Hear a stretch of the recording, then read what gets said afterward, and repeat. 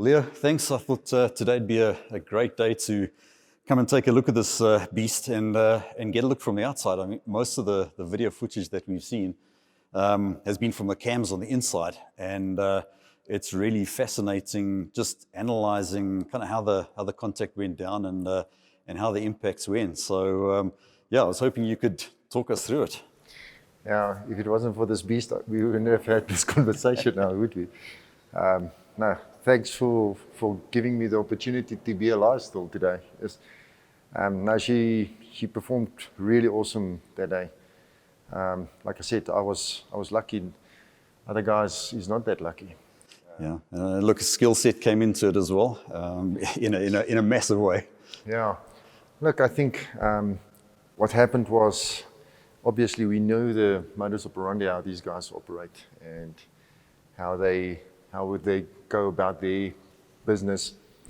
They knocked us exactly the same way as they do cash in transit to other soft skin escorts. So they will normally come in from the 4 or 5 o'clock area. Yeah, you can see this impact. I mean, if you look at it, I mean, that's a 7.62 round, and that came in from your 4 o'clock. So you were driving. So there was no coming around and saying, get out. They were out to kill you. This was, let's start off by taking you out. So the first time I knew them, and I thought, I was really awake and really aware. I was looking. The first that I knew they were there was when the cracks came out, But you're so familiar with the cracking sound. I knew immediately it's not a crack going off or contact, gets adrenaline going. And then, as I looked over my shoulder, I saw them, and I saw the puffs of smoke, and then the shots came in. So I think that one might have hit first, because only after about the third, fourth crack, it started hitting and impacting the windows. So then I was a bit visually impaired here because now. Yeah, because the mirror's been taken off, but your visibility into the mirror just absolutely disappears. So I had to bob and weave my head around. That's why in the video, I was all over the show inside, just try to keep a sort of a awareness around me. So after they've done this, obviously my plan was to ram them into the concrete barrier. So I braked hard, swerved heavily, which they managed to avoid because obviously their driver is not a first-time driver and he's well trained. So he managed to avoid contact on the initial one. And then I sort of kept on the right-hand side for a couple of reasons. And he came past me on the left-hand side. Now, these were the guys in the Audi or in Audi. the double cab? Yes. The Audi here.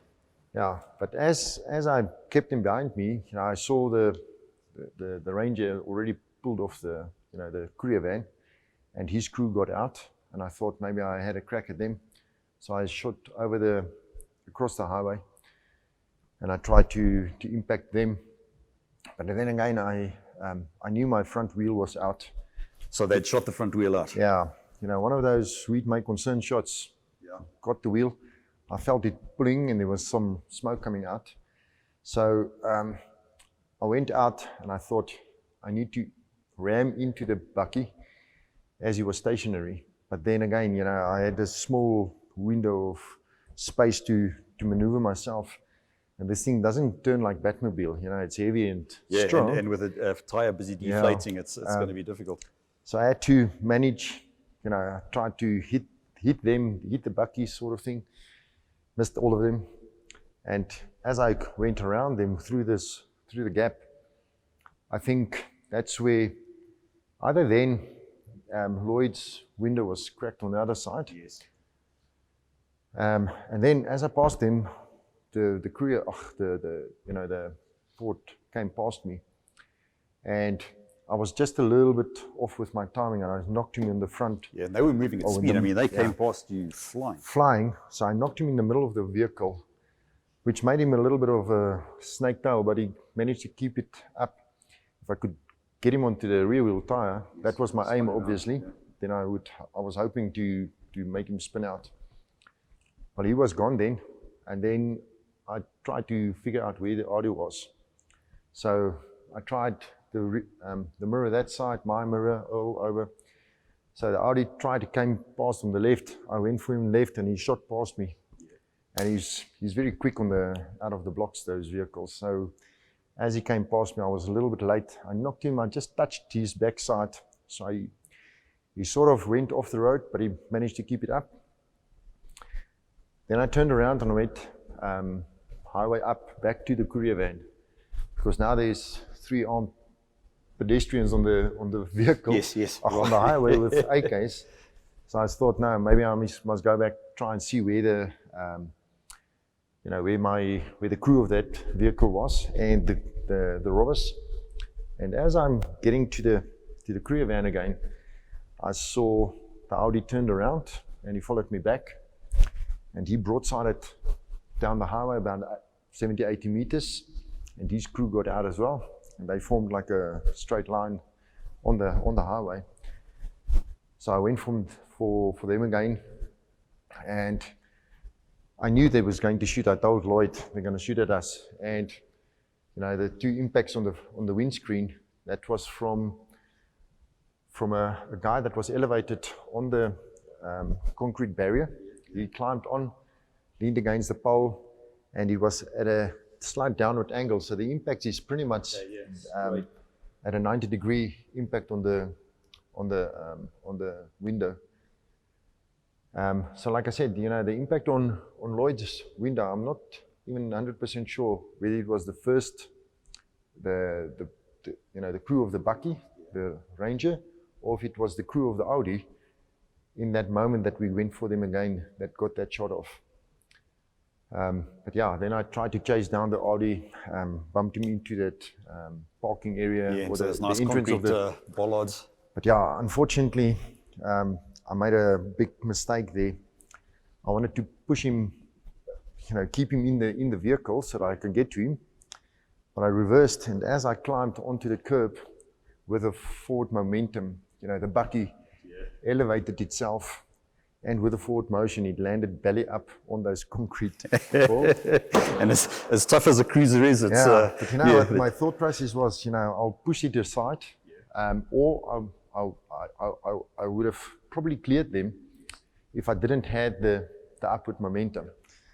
So, but yeah, that's how it went. Jeez. And I mean, there were what, 13 impacts on this car. So obviously we've taken the bumper off already, a number of impacts through here. One came in through the bonnet, which was the part that connected.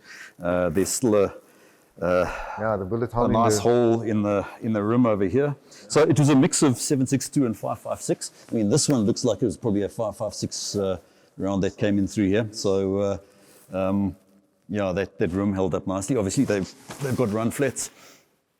And looking at the inside of the vehicle, I mean, inside and what a lot of people watching might not know is we've got an overlap system. So if a round slips in through the top of the ballistic block, it actually ends up whacking into the overlap.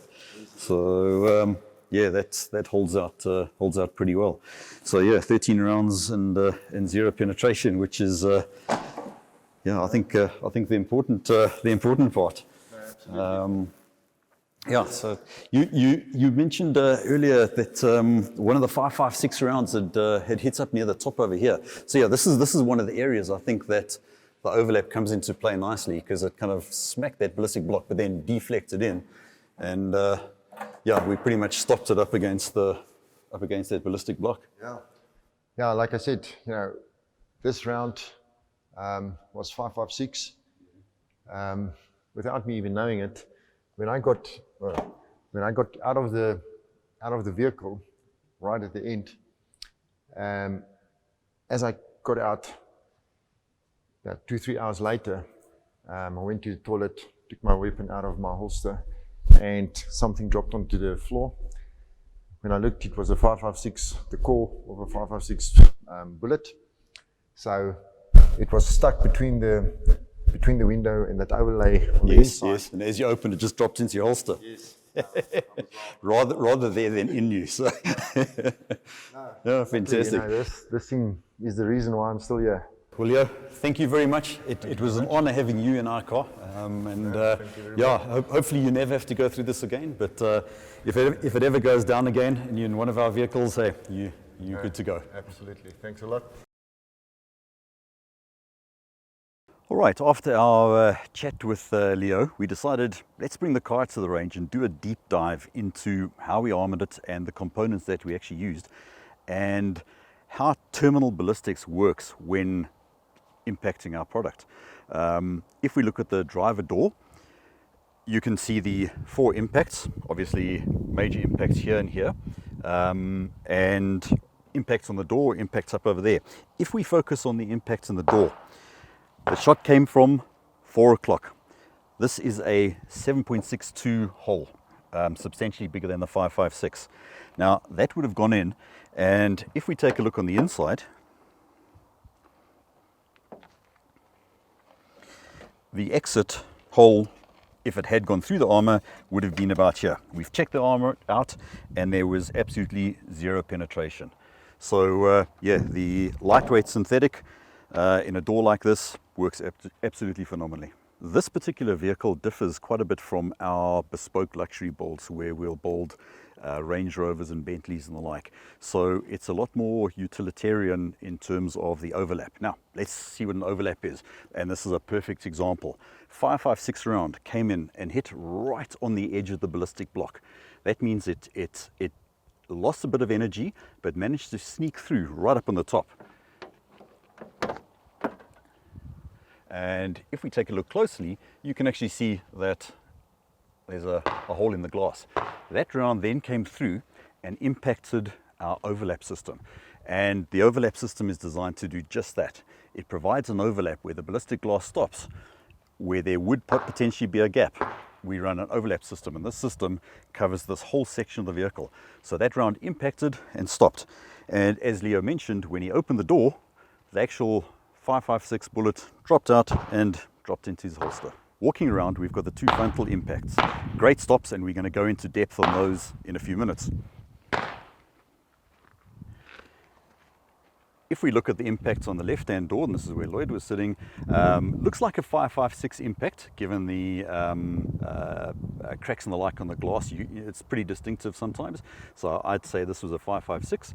And if we look on the inside of the glass, and this is a great example, is you've got the impact on that side, and on the inside you can barely feel a bulge. You might have a millimeter of deformation over here, but absolutely nothing. The round has absolutely expended its energy, so it didn't even get close to the overlap. Right, so we're sitting inside the armored Land Cruiser, and what we're going to do now is we're going to fire a shot from a 7.62 AK-47.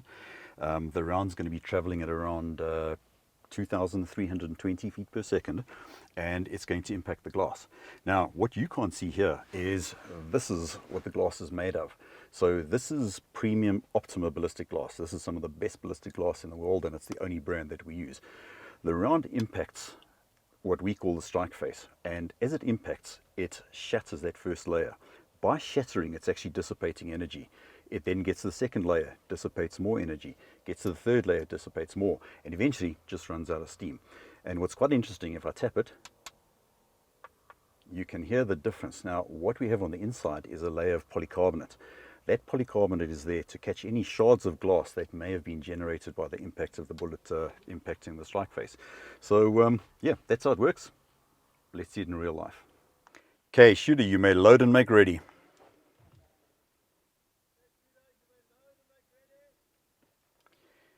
Shooter, are you ready? Stand by. Send it. Right, so the round's just impacted, and what you can see is cracks radiating out at different layers, and that's the energy dissipation. And kind of as it got closer to the end, or kind of in the center, you can see there's a lot of cracks, but radiated all the way out on the windscreen. And that was basically taking those joules of energy that were inbound and moving them out laterally. Moving my hand across this, I can feel a tiny little deformation, but really, yeah, if it's a 1/2 mil, it's a lot. Okay, now the other guys have had fun shooting at me. It's my turn.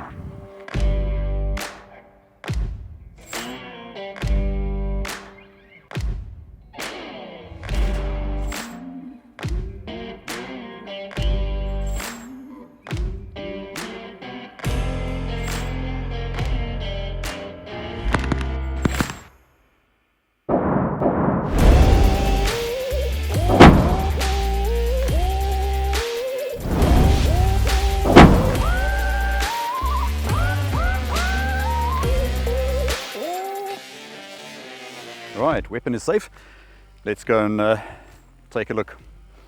So effectively what we've got here is this windscreen is now taken 5.6 rounds, mix of 5.56 and 7.62 239. You can see the external impact, you can see the way the glass is cracked, and what's also interesting is you can see the difference between the 5.56s and the 7.62 239. That energy with a heavier bullet obviously causes a lot more disruption on the glass. The 5.56, a little bit lighter, although still substantial. Right, these are the three weapons platforms that we use today. This is the AK-47, iconic, easily recognizable, and unfortunately thousands and thousands and thousands on the streets. This is a copy of the Israeli Galil. In South Africa it's known as the R4 or the R5. Now what was quite interesting on the impacts is that the impact from the R4, slightly longer barrel, higher velocity, was greater than the impact from the R5 which impacted next to Lloyd's head. So this is the 5.56, and then the weapon I was using is my competition 223 Stag Arms, and this is the classic AR. So generally these three rifles are the rifles that are probably the most well-known and the most used rifles in the attacks in South Africa, in the cash in transit type attacks, and also we're finding attacks, kidnappings, etc., on normal civilians. And yeah, just very unfortunate that this is what we need to face. The fortunate part is if you're in an Armormax vehicle, you're good to go. We're going to stop these rounds.